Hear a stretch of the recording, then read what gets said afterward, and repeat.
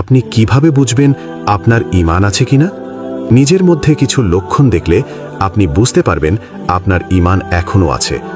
শুনুন সেই লক্ষণগুলো কি কি।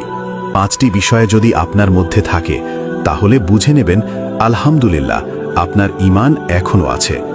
আর যদি এই 5টি বিষয়ের মধ্যে কমতি থাকে তাহলে দেরি না করে আজই তওবা করে আল্লাহর পথে ফিরে আসুন। নাম্বার 1, আপনি যদি গুনাহ করে ফেলেন আর পরে আপনার মনটা কষ্টে ভরে যায়, আপনি আফসোস করেন, তাহলে বুঝবেন আপনার অন্তরে ঈমান জাগ্রত আছে।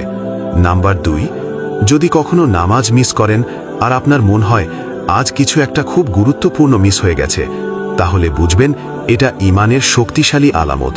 নাম্বার 3, আপনি যদি কুরআনের আয়াত শুনলে থেমে যান, মনোযোগ দিয়ে শুনেন, আপনার হৃদয় ঈমান দ্বারা নরম হয়ে গেছে। নাম্বার 4, রাতে একা থাকলে যদি আপনার আল্লাহর কথা মনে পড়ে আর চোখে পানি চলে আসে, তাহলে আপনি আল্লাহর কাছে খুবই প্রিয় একজন হতে পারেন। নাম্বার 5, আপনার ভিতরে যদি গুনাহ থেকে বাঁচার ইচ্ছা জাগে, আপনি নিজেকে ভালো মানুষে রূপান্তর করতে চান, তাহলে ইনশাল্লাহ আপনি ঈমানদারদের তালিকায় আছেন। ভাই, যদি এই 5টি লক্ষণ আপনার মাঝে থাকে, আলহামদুলিল্লাহ আপনি একজন সৌভাগ্যবান মানুষ।